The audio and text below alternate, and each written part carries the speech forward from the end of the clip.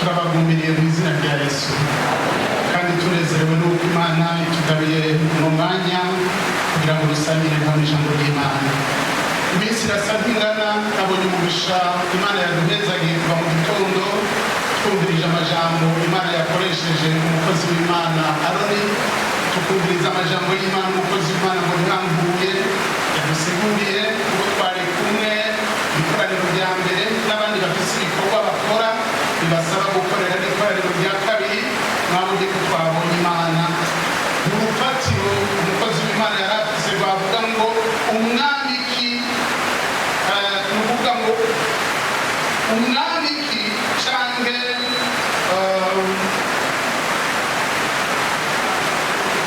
ubwami ki, umwami ki, ni ibindi byo yigishije.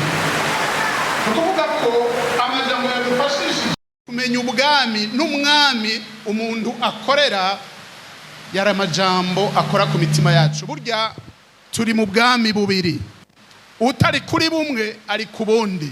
Nta hagati na hagati habaho aho umuntu avuga ati jewe sindi kuri uyu mwami Satani, ko twabonye mu ijambo twigishijwe ko Satani ari umwami w'iyisi. Mugabo kandi hari umwami w'abami aganza abami, Yesu Kristo. Abatari kuri we baba bari kuri uwo wundi w'iyisi. Kandi ubutumwa yasomyemwo bwari ubutumwa bwiza uko bwanditswe na Matayo mu gice 8. Niho twasomye inkuru zijanye n'abantu Yesu yatabaye, yakijije kandi bari bagowe mu buryo budasanzwe. Ndiko ndigisha icigwa kivuga kwizera. Muri iki gitabo ca Matayo nasanzemwo amajambo menshi yafashije mu gufasha ishengero ku bijanye no kwizera. Kandi no munsi mbonye umukozi w'Imana yazanye ubu butumwa bwiza akuye mu gitabo c'umukozi w'Imana umwanditsi Matayo. Kandi igihe nataha menye ko nzoba ndi mu ikoraniro rya kabiri, murazi umutama wacu yavuze ngo numukukuruke akunze gukora ikoraniro rimwe gusa, naciye nitegura. Imana numva ingobera ngo mvuga ubutumwa bwiza bujanye n'icigwa turimo. Mugabo uko nabandanya gusenga ijoro ryose mbaza Imana, Mana nigwa rufatiro nkwiye gufata. Oya, Imana inyemeza uru rufatiro rukurikira. Amajambo avuga ngo Ubuntu, gufasha abakene no gusenga. N'amajambo ari mu gisomo kimwe canditswe n'uyu nyene Matayo. Ubuntu, gufasha abakene hamwe no gusenga. Tubisanga mu gice kimwe gusa c'ubutumwa bwiza uko Matayo yabwanditse mu gice ca 6 umurongo wa mbere kugeza ku murongo wa 18. Mugabo tugenda turasoma ibice bike bike, turahera ku gice ca 6 umurongo wa mbere tugeze ku wa 4. Mugabo ubutumwa bwose tuza kububona ivyo bintu bitatu tuvuze biboneka muri ubwo butumwa bwiza uko bwanditswe na Matayo kuva mu gice ca 6 umurongo wa mbere kugeza ku 18. Kumbure umwanya uduhaye turakubitira no mu buryo no mu butumwa bwanditswe na Matayo na Luka mu gice ca 4 umurongo wa mbere kugeza ku 12. Mugabo reka tuvuge make kuri uyu Matayo. Matayo yarinde. Uyu Matayo ndatangara ingene Yesu yamwiyumviriye ko kumuhamagara. Matayo yari umuyuda, kandi ubuyuda bwiwe igihe yari umuyuda mugabo ngo yari umutoza kori, yahavuye ahindurirwa izina, ubundi yari Lewi. Iryo zina rya Matayo yarihawe kubw'igikorwa yari yahawe n'Abaroma. Abaroma murazi ko aribo bashoboye kugira gute gukoloniza canke gutwara, batwaje umukazo abayuda. Ni ku ngoma yabo Baroma uyu Matayo yahabwa igikorwa co gutoza ikori. Kandi ari nk'umuntu atoza ikori akaritoreza abaroma birumvikana ko atari mendwa mwene majambo ntiyavuga rumwe n'abo ubwoko bwabo bitwa abayuda, baramwanka mu yandi majambo. Abayuda bamwiyumvira nk'icitso, umuntu atoreza amakori bo hanyuma kandi bakayatwara mu bwami bwabo, ntibamukunda. Kandi na Yesu nk'umuyuda vyumvikana ko iyo agomba kuja mu mpwemu y'abayuda abo akomokamo, nawe nyene ntiyari kumuzeza amabanga ngo hava muhamagara nk'umwigishwa. Ariko Yesu ndamushima ko ari atamacakubira murimo. Yesu ntagira karimbi. Yesu yahamagaye Matayo, niwe yahamagaye n'abandi banyamahanga kugira ngo batware ubutumwa bwiza. Uyu Matayo rero ndagomba mvuga ibintu bidasanzwe yanditse muri ubu butumwa, avuga ku bintu bijanye n'abayuda bagenzi we. Yarababonye, yabakuriyemwo, usivye ko yari yizigiwe n'abanyamahanga babatwara bakamuzeza igikorwa cyo gutoza ikori. Mugabo Yesu aramutora. Dusome rero amajambo aboneka muri kijya gice ca 6 umurongo wa mbere tugeze ku murongo wa 4. Amajambo avuga ngo iki? Yesu abihanikiriza ngo ntibakoreshwe ibyiza mu gushimwa n'abantu. Umurongo wa mbere, mwirinde ntimugakorere ibyiza byanyu mu maso y'abantu kugira ngo babarabe. Nimwagira mutyo ntimuzogira impera kuri so wo mwijuru. Umurongo wa kabiri, niwagira ubuntu ntuzuvugisha inzamba imbere yawe nk'uko indyarya zikora mu masinagogi no mu nzira ngo bashimwe n'abantu. Ndababwira ukuri, baramaze guhabwa impera zabo. Umurongo wa gatatu, ariko weho niwagira ubuntu ntumenyeshe ukubamfu kwawe ico kuryo kwawe gukora. Umurongo wa nyuma muri ako gace uvuga ngo kugira ngo ubuntu bwawe bugirirwe mu mbisho, kandi so aba mu mbisho, so abona ibihishijwe azoguhera. Tuvuge tuti amina. N'aya majambo, aya majambo tuza kuyasanga mu iki? Uravye ico Matayo ahaye avuga kuri iki twavuze ngo urufatiro rwacu ruratubwira kubijanye n'ubuntu, gufasha abakene hamwe no gusenga, niko rufatiro. Matayo nk'uwahamagawe na Yesu Kristo ngo abe umwe mu ntumwa, yarazi ivy'abayuda. Kandi abayuda bari abantu barimwo abantu b'abafarisayo. Abafarisayo bari abantu bigisha ivy'ivyagezwe. Mugabo amasengesho basenga canke ikora ry'ubutumwa bwabo ryari rihagaze ku bintu bingahe? Ku bintu bibiri nyamukuru, mbere n'ica gatatu. Ica mbere twavuze ngo nukugira iki? Ubuntu. Murazi ko hari amadini menshi urufatiro rwabo bifatiye kukugirira umuntu ubuntu. Naho rimwe na rimwe twebwe abakizwa haraho byo tugora, ariko amashengero menshi cyane cyane yarimwo ayaba abafarisayo byari bihagaze kukugirira abantu ubuntu. Ikigira kabiri, gufasha abakene bakigira ibwirizwa shingiro. Mugabo ikigira gatatu kwari ugusenga. Uku gusenga kwaba ivyo bitatu barabikora kandi nta kibi carimwo. Mugabo ikibabaje kumbure turaza kukibona Matayo ariko yandika aya majambo yavuzwe n'umwami Yesu, kuko naha nyene yabigisha ingene bokora ivyo bintu bakabikora mu rutonde, kuko biri mu nshingano ry'abantu basenga bizeye. Mugabo aba bantu babikora ukutariko. Mwirinde rero ntimugakorera ivyiza vyanyu mu maso y'abantu kugira ngo babarabe. Nimwagira mutyo ntimuzogira impera kuri so wo mwijuru. Turetse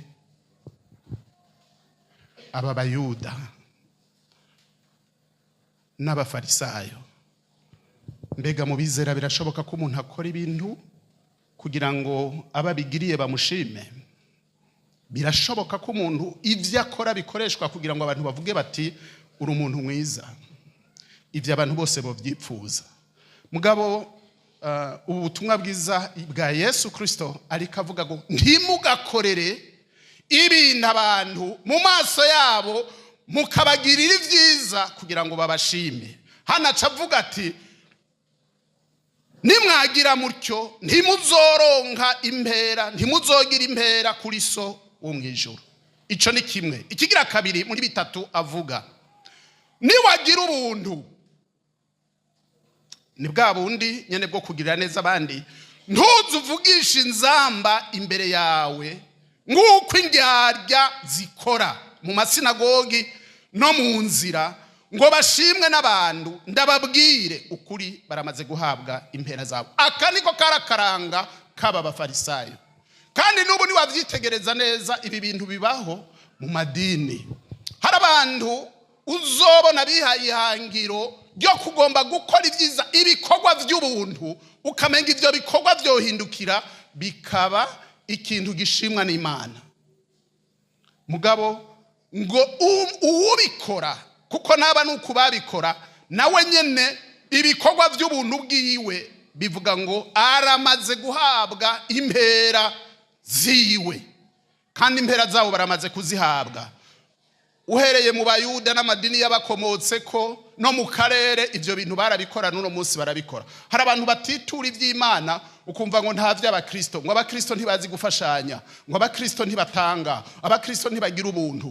Ukazibona bataye Imana, baroye mu vy'ubuntu, ibintu vyo guhabwa, bigatuma kura umutima ku kintu nyamukuru gitera agakiza, ari we Yesu Kristo. Abamwizeye akemera akaja mu bitari ivy'Imana, mugabo akurikiye ibikorwa by'ubuntu.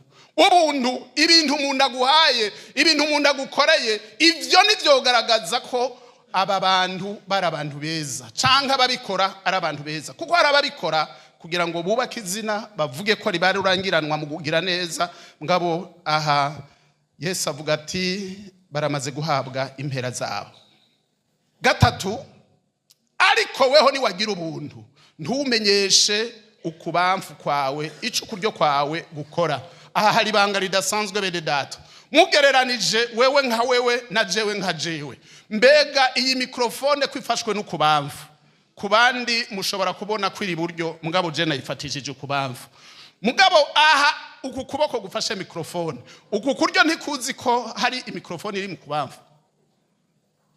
Bibaye gutyo umuntu yobagabuyemwo kubiri. Ukuryo kudashobora kumenya ko hari ukubamfu kwafashe mikrofone, vyo bari ibintu bigoye. Mugabo umviriza iribanga Yesu avuze ngo ivyo ukuryo kwakoze, ukubamfu ndikubimenye. Iri ni ibanga ridasanzwe bene data.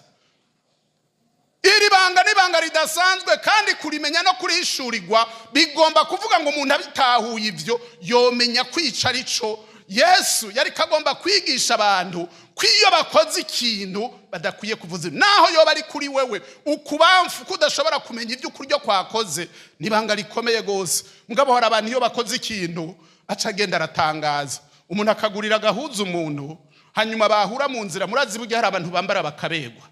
Iyo umuntu aberewe akaza yumva umengisha avurira amufashe ku mpuzu yamuhaye, kugira ngo niburi amenyesha abantu ko afise uruhara muri yo, avuga ngo ijya mpuzu ngo araberewe, ngo mugabo kandi ni jewe nayimuguri. agomba kubivuga kugira ngo naho yashajije abantu bamenye. Yesu ati bene abo bantu bakora ivyo baramaze guhabwa impera zabo. Impera nabo bantu bavuze ati niwe wayiguze, wewe ugataha ukavuga tego nababwiye ko ari je nayiguze, kandi nta ngorane ni je nayiguze. Mugabo uramaze guhabwa impera. N'abandi bakora ibisa n'ivyo kugira ngo bashimwe n'abantu, baramaze guhabwa impera zabo. Ico ubuntu bwawe bwagiriye mwene data kigakogwa n'ukuryo, reka ukubamfu ntikubimenye. Nico Yesu yavuga. Mugabo ku murongo wa 4 naho avuga ikindi kintu ngo kugira ngo ubuntu bwawe bugirirwe mu mbisho, kandi so abona ibihishijwe azoguhera. Hallelujah. Kugira ngo ubuntu bwawe bugirirwe mu mbisho, kandi so abona ibihishijwe azoguhera. cakarongo ubwira umutima wawe ngo ibihishijwe. Aha Yesu ariko aravuga ko hari ibishijwe bikwiye iki impera. Kandi Imana ishimwe kuba ariko barakora ibikorerwa mu mbisho. Imana ibona byiza bizima abantu bagira ubuntu bakabugira ukuryo kwakoze ukubamvu ndi kubimenye. Aha ijambo ry'Imana rivuga ngo so abona ibyo mu mbisho azoguhera. Mugabo tuvuze ngo uca karongo ku byo mu mbisho by'ibyiza umuntu yakoreye mugenzi we, mwibaza ngo ibikorerwa mu mbisho ni ibyiza gusa mu buryo bwo kugira ico ugiriye mugenzi wawe? Mbega ibikorerwa mu mbisho ni ibyiza gusa? Hari abantu bakorera abandi ibintu ukibibona ukamengo ni byiza, mugabo inyuma y'ivyo byiza bikozwe hakaba habunzeyo ikibi kiteye ubwoba. Abakoze ibyiza Imana yo mu ijuru itabesha ivuga ngo barakwiye impera zabo. Bwira umutima wawe ati mutima wanje kuri cyaciza nakora, wewe Imana ukakibona ko atakindi kibi cyari kirunze inyuma, ndazi ko umutima wanje ivyo byiza nzobibona mu gihugu cyo mu ijuru. Mugabo hari abandi bakora ibyiza bagamije gushika ku kibi. Mugabo nico naco nyene bivuga ngo naco nyene kirafise impera. Hari abantu mu gukora ikibi afata urugendo rurerure, na cane dufatiye kuri ibintu by'ubuntu.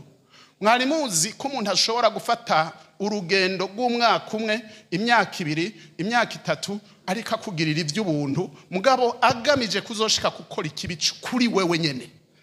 Ababizi n'abana b'abakobwa n'abamama, ukazobona umuntu ngo numurafiki azana ibintu aguhereza, singomba kubidondagura, naho twoba ari dutonye, naho twoba ari imbombo, naho koba ari agacapati, naho koba ari agatumbura, akaguherekeza ugiye kuyishura, akaguha amahera ya bisi, uvuyeyo akakubaza byagenze gute, afise imigambi yo kugira gute, kugufata umutima gushika hazoshika ku kibi, mugabo wabanje kumwita umwizigirwa n'umugenzi.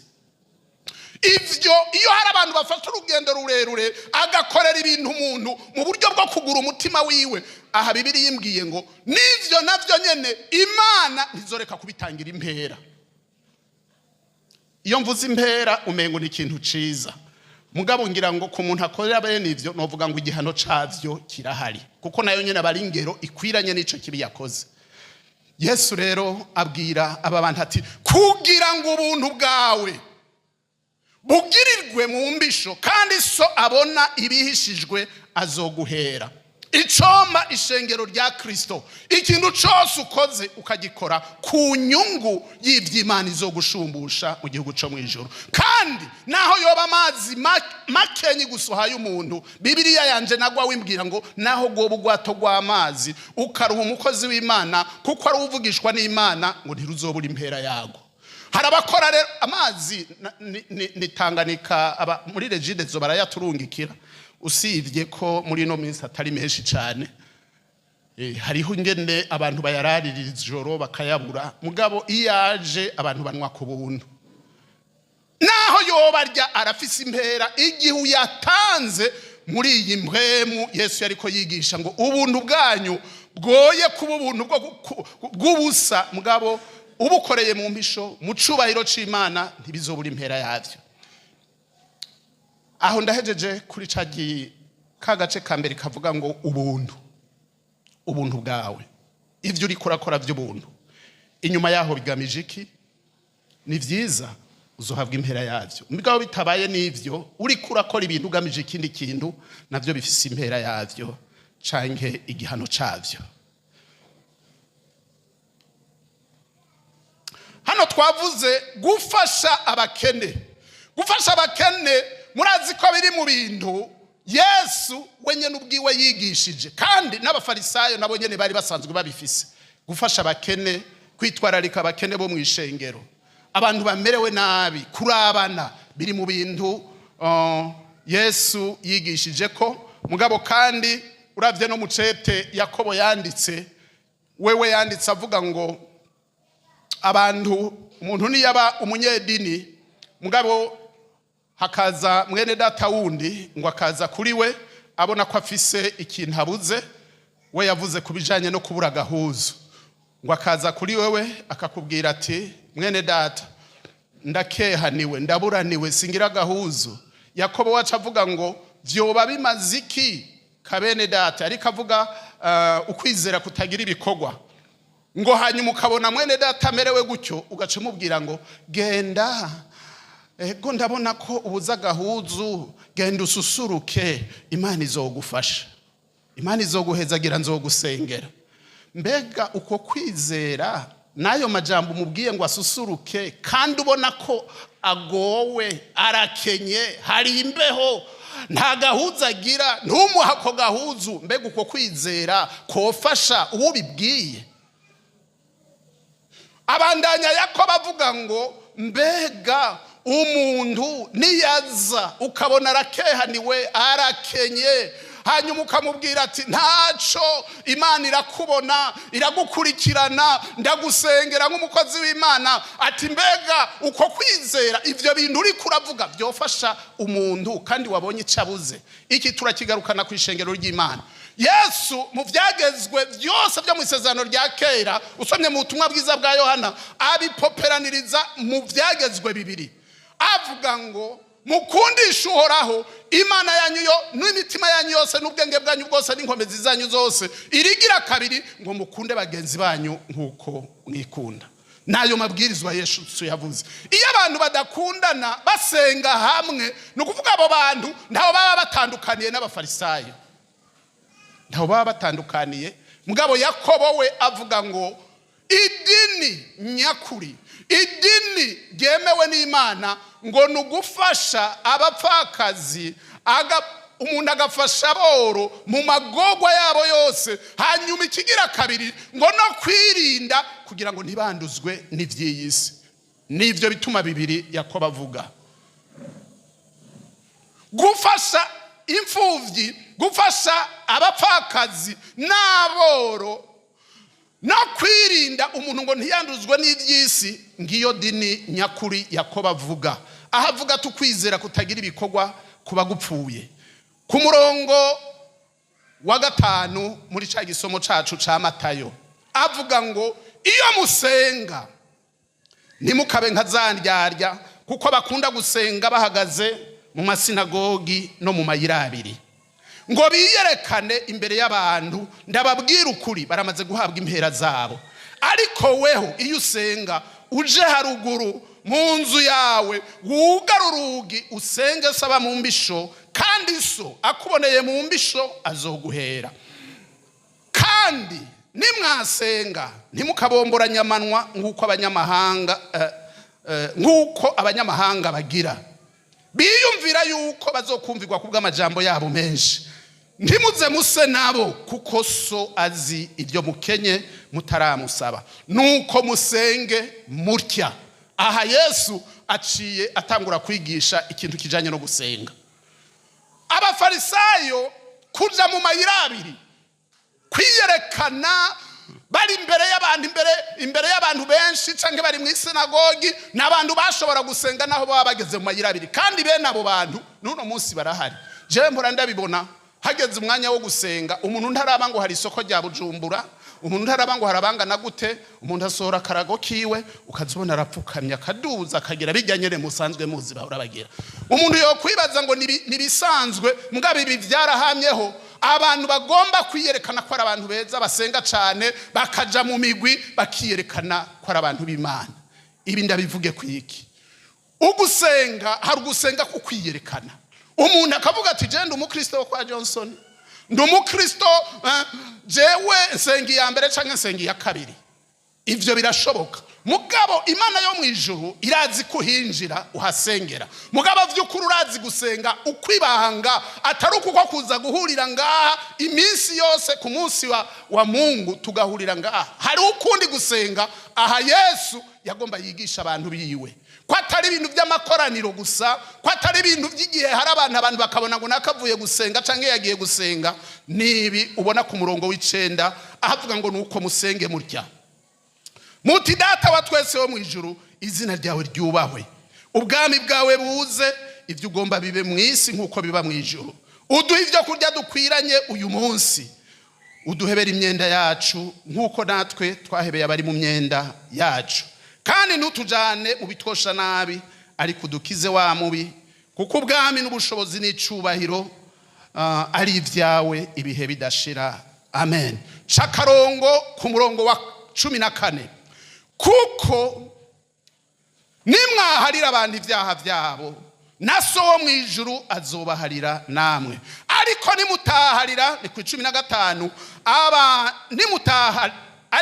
ariko nimutaharira abantu ibyaha byabo, na so nawe ntazobaharira ibyaha byanyu. Ivyo tuvuge ngo ni nk'indunduro y'iri sengesho yarahejeje kwigisha abigishwa biwe. Singomba kurijamwo kuko ni nka seminari twoba turoyemwo, mugabo fatiye indunduro. Hari abantu basenga kandi iyo bari imbere y'Imana bakabwira Imana ati Mana, izina ryawe niryubahwe, aho ntibahateba. Mana, uduhe ibyo kujya dukeneye uyu munsi. Ayo n'amasengesho yawe nanje. Nta muntu igihe avyutse atarasengera ingene aza kubaho ku munsi. Iyo Imana ibigukoreye hari abavyibuka gushima canke ntibanavyibuke. Ubugira gatatu ni iri sengesho rivuga ngo uduharire imyenda yacu nk'uko duharira natwe abari mu myenda yacu. Hari abantu babivuga gutyo ukumva rikarasaba imbabazi Imana yo mu ijuru, mugabo akagakurikira ugasanga umengo ntikamuraba. Mugabo Imana irashaka ko tumenya n'iki kiri ku murongo wa 14 n'uwa 15, ahavuga ngo naho umuntu yosaba imbabazi. Burya hari abasaba imbabazi bariko barasenga ukumva tuyu muntu kabisa yarabivuze ngira ngo ntaco yasigaje. Ndibuka uwundi musenza ariko arasenga kumva mu masengesho yiwe ariko yisiba kugira ngo Imana ivyumve ko yisuzuguye, akavuga ko ari ikibwa, ari kigurube, urumva ngo niriwe ndivundagaza nk'ingurube, akabivuga kwe mu majambo navuze nabi, mu bikorwa nakoze nabi, ibintu bene emwe baraharabazi kubivuga, ukumva ati basha yari yisibye by'ukuri. Mugabo iyo mvugo yotuma aba uwejejwe imbere y'Imana kuko ahejeje kubivuga uko nyene, yotuma yemegwa imbere y'Imana nimba ari wa wundi mubi adahanwa n'ijambo. Ivyo by'uko abivuga yotuma Imana ivuga ati mu by'ukuri ndabona ko yigaye, yisuzuguye, yigereranije n'utariho. Oya, condition yayo Bibiliya ivuga mu ndunduro kandi abigisha burabizi. Iyo umuntu avuze ijambo mugabo ukabona ijambo rya nyuma risubiyemo kabiri, hari ikintu kinanira abantu, mugabo byari ngombwa ngo iki kintu bakimenye. 14 avuga ngo kuko nimwaharira abantu ibyaha byabo, na so wo mu ijuru azobaharira namwe. Baza umutima wawe kusaba Imana imbabazi, we urazitanga, warazitanze. Nta muntu ugenda wikoreye aho ukorera. Hari abantu bakwanga uri ku kazi ugasanga bama bipfuza mbere ko wova mu kazi, baragutega imitego, mugabo naho byo babibeze gutyo nta mpamvu nimufise yo kubanga. Bagirira imbabazi bariko barakoreshwa na Satani n'abadayimoni, kandi ni waba mu iburyo bw'Imana ugahererana n'Imana, Imana irashobora kukugwanirira umwansi wawe ukabona imumara maje, wewe uri ku kirindiro cawe cyo kuvuga ati Imana umubabarire ntazi cyakora. Umukozi w'Imana wese ari ngaha, umuntu yakijijwe, iyo usaba Imana imbabazi urazitanga. Igihe cyose uzoba uri kusaba Imana imbabazi, banzu baza umutima wawe, mbega nta muntu dufise ico dupfa. Ni wabona ufise ico mupfa n'umuntu, cubanza ugende mwuzure nawe kugira ngo imbabazi usaba Imana nayo izozikugirire. Kuko iri jambo risubiyemo kabiri ku 15 havuga ngo ariko nimutaharira abantu ibyaha byabo, naso nawe ntazobaharira ibyaha byanyu. Tuvuge tuti amen. Warahariye, wahariwe byinshi. Mu guharirwa kwacu hari Kristo yapfuye ku musaraba, aduhariye ibyaha byacu byose kuwumwizeye. Kandi inzira Imana ishaka ko ducamwo nuko umuntu wese ari ngaha atagira icapfa na mugenzi we. Yarakubabaje mugirira imbabazi. Haraho uvuga ati muzehe wewe ubivuga wewe ntuzi ingene yangiriye. Nirigwa hano haraho numviriza ivyiyumviro by'abantu babanye, ndavuga ku mugabo n'umugore. ugasanga hari umugabo n'umugore babana, usanga umwe avuga ati jewe nuko ntazi iyo noja ahantu ndahari kubera ineza y'abana, nayo ubundi naragowe. Ubundi munsi turi muri seminaire bavuze ati abantu bari kumwe n'abadamu, abagabo n'abagore babo, ati umuntu wese yandike ibyiza umwe mu bubakanye agirira mugenzi we. Bene data, nobabwira amahajabu twabonye ku mpapuro ntimushobora kugereranya. Ntimushobora kugereranya. Burya hari abantu babanye batabanye, umuntu akavuga ati jewe ndapfuye noja hehe iyo ndabimenya, none twarabyaranye n'uyu mugabo, reka ngwe ngaha ngwe mu bana. Iyumvire rero ngo uwo muntu mubwiye ngo andika ibyo umugabo akukorera byiza, mbega za kwandika ngo iki? Hari abatigumije kuko turiko turabasaba udukaratasi twari twavuze ngo ntibashire kwa mazina. Umuntu akandika ati iyo nogira umugabo, iyo nari kumenya ko nzoronka umugabo nk'uyu, nari gupfa ntarongowe ngapfa ndi inkumi bakazontanikara. Iyumvire uwo muntu aratunduye, natwebwe kugira ngo tumukingire twavuze ngo ntiwandike izina, mugabo uko niko abayeho. Hari abandi babanyeho arabatunduzanya gusa. Niyo umugore ndavuga abagabo, niyo umugore yomusaba ati tuganire, ngo muganira nande? Asaba audience, mugabo akaba yibagiye ryajoro bakiri muri fiançailles, aho umuntu yarara kuri WhatsApp, amaso agakanuka bukarinda buca, ama message ari wawa. Ibyo bindi gihe wabigira, uwo wabigirira yari umuntu muzima kandi mubanye aracari wa wundi. Ati ubwo uyu ivyo ari karangirira ni wa wundi yambwira amajambo vraiment aryoshe. Hari abantu batunduye rero bababaye. Ndagomba kuvuga uri ngaha naho umugabo yoba yakubabaje gutyo kuri urwo rugero, n'urundi ntoba mvuze, urafise igikorwa cyo kumubabarira.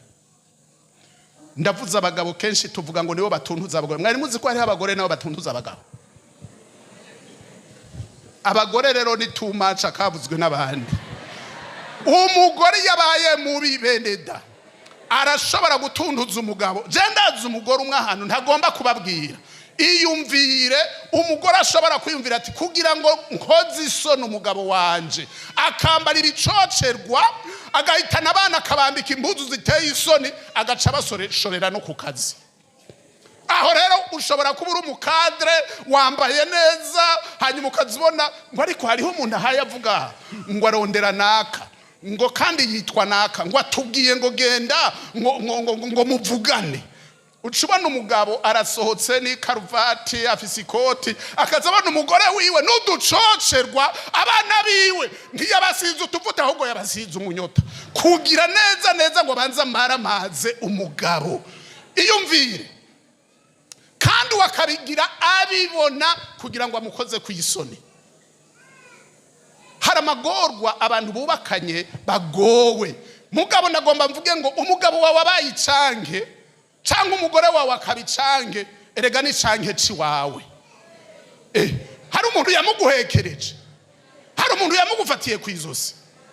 Nukuvuga ngo urafise devoir, urafise igikorwa cyo kumusengera, kumusabira imbabazi nimba ari mubi, kuko hari abandi bashira mu migerera atereka nimba sana nyina batabatoje indero, aca mimi nitaonyesha. Ukigira gukubita amajido ku mugore wawe. Ingumu ababoxere ntuzi yo bari.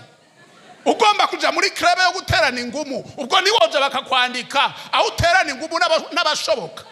Mugabo kwigira gutera ingumu ku mugore wawe sakamara mazabe neda. Hari n'umugore wawe, icarana n'umugore wawe ganira, icarana n'umugabo wawe vugana. Abana barashobora gutunduza abavyeyi babo, ugasanga abana baraguruka, muheruka mwugaye, mugasanga umwana yaruguruye na porotayi, yasimvye yaraye muri quartier. Kandi abenshi babimenya burya n'abanyezamu. Umunyezamu hari aho bamucorera amahera makenya akavuga ati ugurura, uramenye urababwira ko twari ngaha tangorane. Iyumvira abavyeyi hari aho babwira abana nkabo bakimve none tugire gute. hari n'abatana kwibirake ngo uyu mwana umenga ameze nka wewe na wewe nta ubizi byawe ngira niko wari umeze mugabo ko mwamuronse reka gutana kwibirake umwana musengere umwana mube hagufi kugira ngo Imana imubatabarire bene da turasabye ngo imiryango abantu baharirane nico Yesu yavuze muri risengesho nimutaharirana naso mu ijuru ntazobaharira umwanya uramperanye mvuge nk'uwavuze ubwa mbere mugabo hari ikintu wari gukora n'amasengesho yo kwisengera ugasengera iki umudamu wawe ugasengera abana bawe nka serugo ukabateramira kugira ngo mubeho mu mahoro hari umurongo tugiye tudasomye wari mu bikurikira kuva hajya ku murongo wa 16 avuga ku bijanye no kwisonzesha 16 kugeza hariya ku murongo wa kangahe wa 18 avuga gusenga no kwisonzesha burya ni wabona umuntu abaye mubi burya haba hari ibisigo byamuteye haba hari abadayimoni bamuteye iyo umvira kanwa karaye gateramye ijoro ryose uri kurabwira umuntu ati ndagukunda jewe ndagukunda hanyuma abadayimoni bakagutera ati abagabo benshi iyo bakwanse ntibavuga barabika ijisho gusa wasasa kuko abamaze kubona ibitanda byinshi akabona igitanda ntiwashashe modele washashe akabona niza baruguru kumbure yarabonye ingena basasa neza iyo modele ni modele yabamwice ibyo washashe ntibibaho no kuvuga kabigutera kuko yagenzuye ibitanda byinshi byabashashe neza uteka utwa kurya ngo wacopoye ngo wakomesheje hanyuma yavyitegereza karabati nkaha wakoze iki abona isahani watetse wayitetse nk'abantu babamanuka washizemwo isosi yitwa waruziruzi na wamubarazi urumva iyo sosi ntibaho kuko yarari isosi nyinshi ivyo abona ari umucafu ntutsi guteka kuko agenzura amasahani menshi yabatetse gutandukanye none ivyo biva kuki hari ibisigo bitera umuntu bigatuma amaso atabona nko kurya yategerezwa kubona umugore wawe wamukunze uko amaso yawe akafatwa n'abadayimoni ugasigara umubona umengo n'umuntu w'umucafu umugabo wawe uko abana bawe ukabona umengo sabana mugabo abana bacu ni kado ni kintu duhabwa n'Imana ari ngombwa ngo tubasengere abantu rero ugasanga ho gufata ibanga ryo gusenga ngo baje imbere y'Imana basengera ingo zabo basengera imiryango yabo bagatangura kubabazanya mugabo gusenga ngaho ugasanga umuntu nasiba gusenga uyu mwanditsi ariko aravuga gusenga kuvanze no kwisonzesha hari ingesi ishobora kuba yarakwadukanye inyuma ya hamwe wubaka uri umugore cyangwa uri umugabo hari abana banjiwemwo n'ibisigo ugasanga sibo ibyo bari kubakwereka ugasanga sivyo urakwiriye gufata umwanya wo gusenga no kwisonzesha iki kumbure tuzokironkera uwundi mwanya ikindi gihe mugabo nagomba ngeze ngaha amasengesho yabameze ngo iki gusuzuma ibiriko birakubako ibiriko biraba ku rugo rwawe mbega urafata umwanya wo gusaba Imana ngo iguha amaso y'impwemo ureke kubona umugore wawe nimba kugoye ngo ubonewe hari catumya kugora umugore ari ngaha umugabo wawe ukona ari karakugora hari catumya kugora amaso yiwe yaratewe n'abadayimoni amaso yiwe yaratewe n'ibisigo asigaye abona uko atahora abona yaramenetse amaso yarahuye ngo asigaye agenda nk'umuntu wagapita mbere amaso yiwe yarahumye ntashobora kubona ibyiza ngo arobanure ibihwana n'ibidahwana muri kano gatondo naye niyumviriye ngo abantu bose biga ibanga ryo gusenga usenze umunsi umwe iminsi ibiri iminsi itatu ugafata n'umwanya wo guheba utwo kurya nimba ubabazwa n'uko urwo rwawe rumeze urusengere uzobona Imana igutabara twari kuvuga ibitari bike kuri ibi Yesu nk'umwana w'Imana usonye mu butumwa bwiza uko bwanditswe na Luka mu gice ca 4 umurongo wa mbere n'uwa 2 uza kubona ngo ahejeje kubatizwa yagiye mu bugaragwa ngo aratemberayo amara iminsi 40 Bibiliya ivuga ngo atarya inyuma y'iyo minsi ngo araheza arasonza umuvugabutumwa yaciye ngaha yabivuze, numva avuze ati mbega mani, Imana hari icyo ishaka ku ishengero ry'Imana. Muri iki gihe abantu baratewe n'abadayimoni, mugabo bakobegwa ingene bashobora kubohoza ingo zabo nabo nyene ubwabo kwibohoza n'amasengesho avanze no kwisonzesha. Hari abantu bakizwa bakara imyaka 1, 2, 3, 5 gushika no ku 10, ugasanga ntazi guhera isahani y'umunsi umwe. Iyo bavuze ngo hazoba amasengesho yo kwisonzesha, uwo munsi acasiba.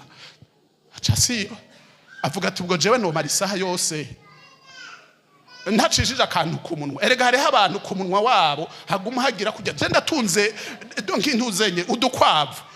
Agakwavu iyo kariko kararya murazokitegereza burya nikagira kujya bamwe. Oya agakwavu mu kurya ubona kagira gutya gusumengo kariko karanyingisha. Mengo kariko karanyigira. Hari abantu rero iminwa yabo imeze kurya kurukwavu. Ruguma runyiga. Kandi rero rurararuraga ijoro ryose no kumurango ruhaye ruguma rurya. Abatunzi inkwavu barabizi. Hari abantu rero bagomba kuba ubuzima batazi igikorwa. Nyene kuba yaraduhamagaye yabanje ko iyumvira iminsi 40 ntiyagomba anigane nibi nabiriya, nuko yarazi ministeri atango yariyo ingena zogwanywa n'ingena zoshika ku musaraba agapfa azira ibyaha by'abantu. Arasenga rero Biblia ivuga ngo inyuma y'iminsi 40 araheza arasonza. Kandi ni wasoma Biblia yawe neza ntivuga ngo ntiyariye kandi ntiyanyoye. Ayo masengesho no mu buryo bwa siyansi wacenga yabivuze aremera neza. Siyansi iremera neza naho umenga iyo umuntu yiri watari yumengo wopfa. Buryo umuntu ntapfa bene data vuba. Imana ishimwe ko mu Burundi bwacu atakigoyi kiratera ngo umuntu abe ashobora kuronka ivyo kurya kandi akareka kubirya kuko ataretse kubirya kuko abifise, mugabo akareka kubirya kuko naho yo birondera ataho yo bironga. Yesu rero arabireka hejuru y'igikorwa yagomba kore. Biragukeneye gusenga rero, biragukeneye kwisonzesha. Wari ngaha yavuze ati nikindi cigwa singomba kubaroha ngo mugende mukora ibikorwa nk'ivyo Yesu yakoze by'iminsi 40. Mugabo hera ku munsi wa mbere sengera urugo rwawe, gira kabiri, gira gatatu. Niwashaka utangure kwimenyereza, utangure kureka ibya saa 6 kubarya gatatu ku munsi, cyangwa ureke bya mu gitondo na saa 6 ku mugoroba ufungure. Mugabe iyo myimerezo ni wakora uzoba uri kurabwira umubiri ati wa mubiri we tekana, ubu hari umuntu w'imbere ngomba gukuza ngo amaso yanje abone ibiri imbere yanje uko bingana. Hari abandi basigaye bangana n'intuzenye Imana ihezagira, mugabo ejo bikazinduka ugasanga vyabaye ibindi bintu. Mwari muzi byo bita obesite ko bivana n'ingene umuntu afungura, akibironka akabifungura, mugabo waheza kubihaga ukazubona ugiye kwa muganga bakakubwira ngo tangura kugabanya bukebuke, ngo tangura kwiruka, tangura kugira siporo. Mugabo wogira siporo yo mu buryo bw'impwemu, ukazuranwa amazi menshi, ugasenga cyane, ivyo byose muganga ntimuzokwirirwa muragorana. Nkwaye umwanya munini, mugabo ndabasaba ikintu kimwe. Hari biri imbere yawe meze nk'imisozi, hari bitagenda neza mu rugo rwawe, urusengera ngo iki? Aya masengesho yo gusenga wisonzesheje hari nari muri ayakora. Tuvuze ko ku munsi wa gatanu tuzoba turi ngaha dushima Imana. Utarabikora azafuma tangura ku wa gatanu apime arabe. Amasengesho benaya akubita umubiri akaduza umutima, uburyo bw'impwemu umuntu akagukirwa.